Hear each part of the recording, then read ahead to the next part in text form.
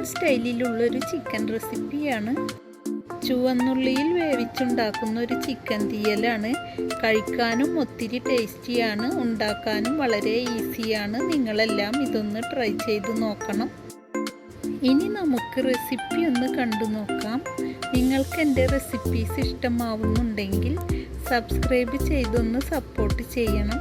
Like ചെയ്യാനും share ചെയ്യാനും നിങ്ങളുടെ അഭിപ്രായങ്ങളും നിർദ്ദേശങ്ങളും കമൻറ്റ് ബോക്സിലൂടെ അറിയിക്കാനും മറക്കരുത്. ഇതിലേക്ക് 1 കിലോ ചിക്കനാണ് ഞാൻ എടുക്കുന്നത്. ഇത് നിങ്ങൾക്ക് ഇഷ്ടമുള്ള സൈസിൽ മുറിച്ചെടുക്കാവുന്നതാണ്. ഇതിലേക്ക് 2 കപ്പ് ചെറിയ ഉള്ളിയാണ് ഞാൻ എടുക്കുന്നത്. ഇതും നിങ്ങൾക്ക് വേണമെങ്കിൽ അല്പം അളവ് കുറക്കാം. എങ്കിലും ഈ റെസിപ്പിയിൽ കൂടുതൽ ചുവന്നുള്ളി ചേർത്തുണ്ടാക്കുമ്പോഴാണ് ഇതിന് കൂടുതൽ ടേസ്റ്റ് കിട്ടുന്നത്. ഇനി 2 തക്കാളി എടുക്കുന്നുണ്ട്. ഇത് ചെറുതായി മുറിച്ചെടുക്കണം. ഇനി ഇതിലേക്ക് എടുക്കുന്നത് 1 ഉണ്ട വെള്ളുള്ളിയും ചെറിയ കഷ്ണം ഇഞ്ചിയും 8 പച്ചമുളകുമാണ്. നിങ്ങളുടെ എരിവിനനുസരിച്ച് പച്ചമുളകിൻ്റെ അളവ് കൂട്ടുകയും കുറയ്ക്കുകയും ചെയ്യാം. ഇതിലേക്ക് എടുത്ത വെള്ളുള്ളിയും ഇഞ്ചിയും പച്ചമുളകും ചതച്ചെടുക്കണം.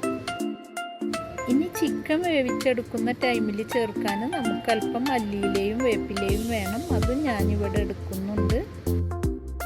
ഒരു കടായിയിലേക്ക് 3 ടേബിൾ സ്പൂൺ വെളിച്ചെണ്ണ ചേർത്ത് അത് ചൂടായി വന്നതിലേക്ക് ചില്ലി ജിഞ്ചർ ഗാർലിക് പേസ്റ്റ് ചേർത്ത് കൊടുത്തു.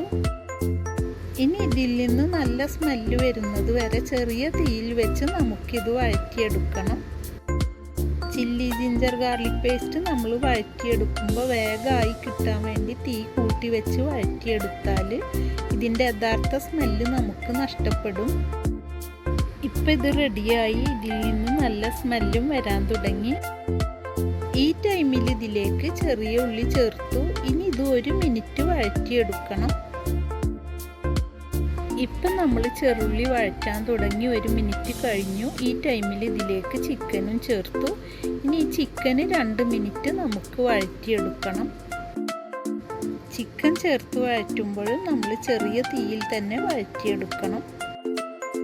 ഇപ്പോൾ ചിക്കൻ 2 മിനിറ്റ് വഴറ്റിയെടുത്തു. ഇനി ഇതിലേക്ക് തക്കാളി ചേർത്ത് മിക്സ് ചെയ്തെടുക്കണം.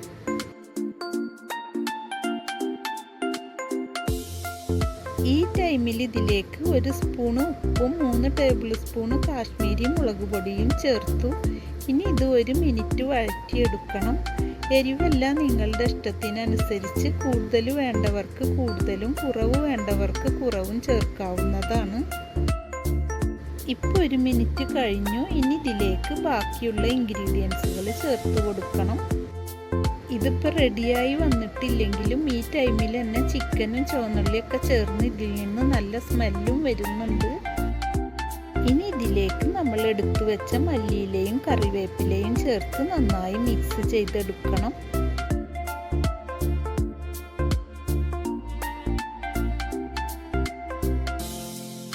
ഈ ടൈമിൽ ഇതിലേക്ക് 1/2 കപ്പ് ചൂടുവെള്ളം ചേർത്ത് നന്നായി മിക്സ് ചെയ്തെടുക്കണം. ചൂടുവെള്ളത്തിന് പകരം നിങ്ങൾക്ക് വേണമെങ്കിൽ 1/2 കപ്പ് കട്ടിയുള്ള തേങ്ങാപ്പാലും ചേർക്കാം. ഈ ടൈമിൽ ഇതിലേക്ക് പുളിക്ക് ആവശ്യത്തിനുള്ള ലെമൺ ജ്യൂസും 1/2 സ്പൂണ് മഞ്ഞൾപ്പൊടിയും 1 ടീസ്പൂണ് ഗരം മസാലപ്പൊടിയും ചേർത്ത് നന്നായി മിക്സ് ചെയ്തെടുക്കണം. ഇനി മീഡിയം ഫ്ലെയിമിൽ വെച്ച് ഇടയ്ക്കിടെ ഇളക്കി കൊടുത്ത് ചിക്കൻ വേവിച്ചെടുക്കണം.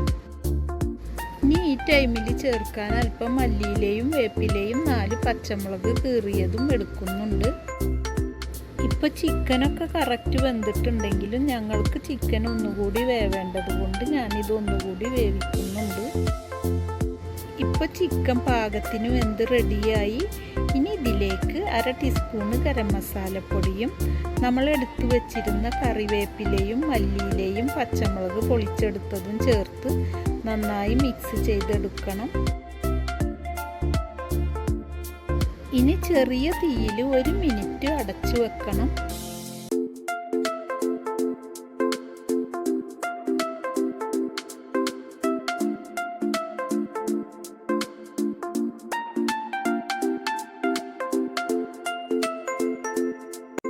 ഇപ്പോൾ 1 മിനിറ്റ് കഴിഞ്ഞു. ഞാൻ അടുപ്പും ഓഫ് ചെയ്തു. ഇനി ഇതൊന്ന് താളിച്ചെടുക്കാൻ വേണ്ടി ഇതിലേക്ക് 3 ചെറിയ ഉള്ളിയും 2 വെള്ളുള്ളിയും എടുത്തു. ഇനി ഇത് നമുക്കൊന്ന് ചെറുതായി മുറിച്ചെടുക്കണം. ഇത് ചെറുതായി മുറിച്ചെടുത്തു. ഒരു പാനിലേക്ക് 2 ടേബിൾ സ്പൂൺ വെളിച്ചെണ്ണ ചേർത്ത് അതിലേക്ക് നമ്മൾ മുറിച്ചെടുത്തിരുന്ന വെള്ളുള്ളിയും ചെറിയ ഉള്ളിയും ചേർത്ത് കൊടുത്തു. ഇനി ഇത് ഗോൾഡൻ നിറത്തിലൊന്ന് ഫ്രൈ ചെയ്തെടുക്കണം. ഇപ്പം ഇതിവിടെ റെഡിയായി. ഇനി നമുക്കിത് ചിക്കനിലേക്ക് ചേർത്ത് കൊടുക്കണം. ഇപ്പം ഇതിലേക്ക് ചേർത്തു. ഇനി 1 മിനിറ്റിന് ശേഷം ഇത് നന്നായി മിക്സ് ചെയ്തെടുക്കണം. ഇപ്പം ഞാനിതൊന്ന് നന്നായി മിക്സ് ചെയ്തെടുത്തു. ഇതിൽ നിന്ന് നല്ല സ്മെല്ലും വരുന്നുണ്ട്. ചുവന്നുള്ളിയുടെ നീരിലൊക്കെ കിടന്ന് വെന്തുകൊണ്ട് ഇതിൽ നിന്ന് ഇപ്പം നല്ല സ്മെല്ലും ഉണ്ട്.